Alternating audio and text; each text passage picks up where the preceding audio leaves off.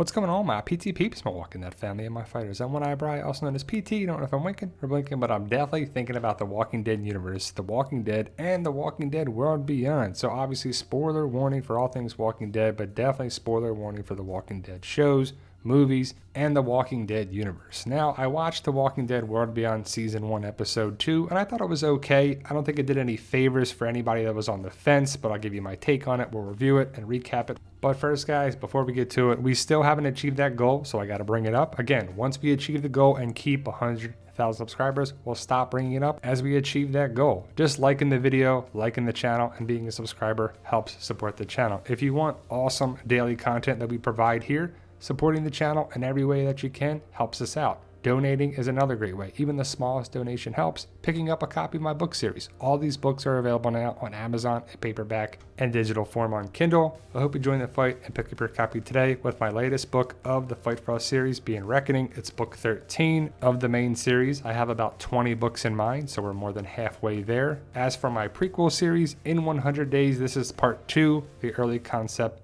cover of part 2. Part 1 is right here. It's the prequel to Fight for Us, so I recommend checking out Fight for Us first and then coming back and picking up In 100 Days. Now, I also want to talk about this video thumbnail, and I recently posted an idea, a theory with some confirmed information that there are plans to have crossovers with the world beyond, and I'm not sure exactly. Gimple said there are plans, and things could absolutely happen between the characters of the world beyond and other Walking Dead shows. Also, in that video, I had this. This is a video I posted weeks ago, and it says, I know exactly where he is.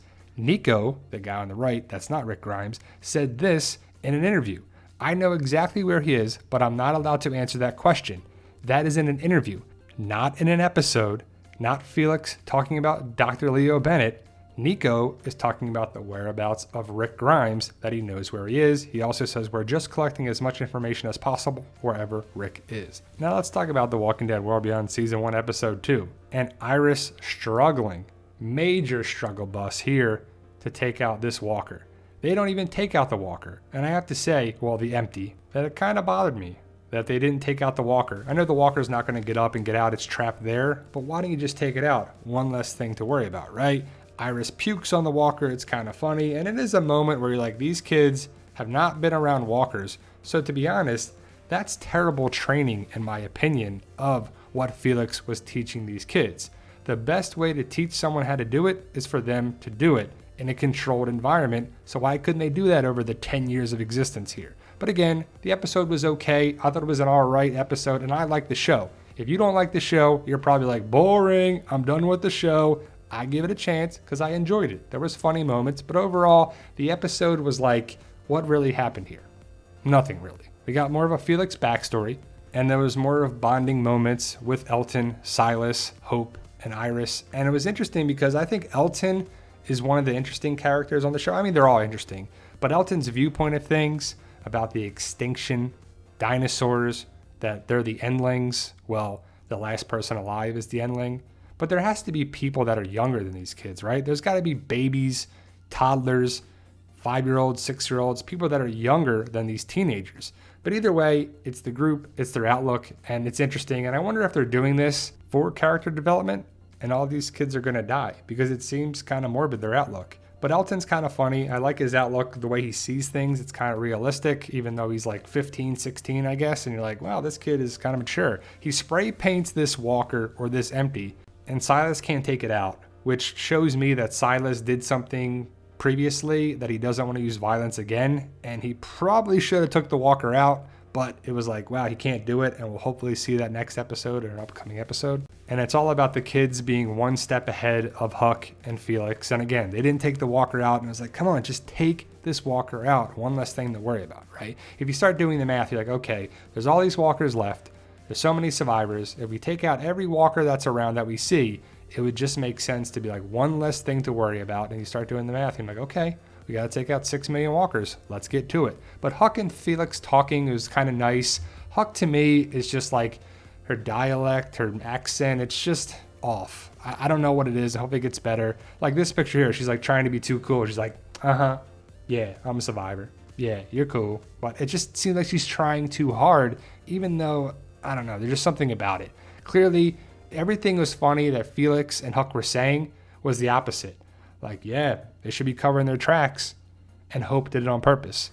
It's got to be Hope. Hope's got to be the one leading the show. Nope, it's Iris, right? And when they go to the treehouse, if this isn't a Stand By Me moment, and if you've never seen the 80s movie Stand By Me, go check it out. It's great cast, great writing. It's one of the best 80s movies, I would say. But it's definitely a moment where the kids go into a treehouse. And Stand By Me, the kids go into a treehouse. It's definitely a Stand By Me moment. And like I said before, the same empty that comes around that Elton spray painted magically comes right to where they are. Like he's got a GPS tracking device and he's like, yep, they're in the treehouse. They drop Big Mo on the walker, the empty, and then Hope later on doesn't kill that walker, but puts it in a swimming pool and she nearly gets taken out, but she survives. And it's interesting that it's Hope and Iris attacking the walkers or empties and not Silas or Elton just yet. So we'll have to see how the characters change. You know they're going to, that's for sure. But the way we saw it was, we saw the teachings of Felix. And it was kind of good they went quickly over this because we all know how to take out a walker. The audience is smarter than the kids, but we know how to do this, so we don't need these kids have to struggle that much. Even though they are their kids, they haven't been around walkers or empties much. But you saw Felix making the points and Iris struggling, but then the teachings helped them. And we got a lot of the Felix backstory in this episode, which we find out that Felix was gay, even though we knew that in the first episode. But we basically found out that his dad was terrible, and that Felix was help supporting the family, and his dad was a loser, and Felix was a nice kid. He didn't do anything wrong, but I'm not sure if they're doing that for a reason, if they're making it for us to like the character, if it's made for people that have gone through what Felix has gone through, to be like, yeah, I know exactly what he's going through, or it's going to show that Felix has been through a lot, and it's going to turn into something for the future of the character. Felix is this character right here in the trailer. He's running, he's at Nebraska State University, the world's breaking down, he goes back home, and his dad and his mom don't even care. They're like, yep, get out of here. We're going to turn the lights off. And it's terrible because that's your son. The mom didn't say anything, the dad's terrible, but yet when he went back, there's still walkers. And over the 10 years, there's still walkers? How does that make sense? And I know people say, well, there's new walkers all the time. People die on there too. But if people die, they should know how to not let them turn if people are around them. I doubt people aren't living in communities right now. There shouldn't be anybody living out on their own. But I thought it was really cool. The bee walker, the walker with all the bees that came out of him, even though I feel like our group should have got stung. But, you know, and it was pretty interesting that they slept on a tennis court. I don't know about where they're sleeping. They should be staying in homes. And then they decide to go through the blaze of glory. Turns into the blaze of glory, the blaze of glory. And it was so dramatic, over the top, but nothing happened. It was so like, oh yeah, where are the walkers? Where are we gonna go? How do we get through there? How do we get through it? I can't see. Oh, the mist, the fog, I can't see, this and that. Dust particles, fire particles, you know, debris, stuff is flying in the air. That would be stinging your throat. That would be bothering it. They should have definitely put up a mask. They should have been doing that. I know they did that at the end with Hope, and it was like about time, but this fire will be burning debris and everything so much into the air. It would be stinging your lungs, burning your lungs. And then they decide to sleep on top of the roof.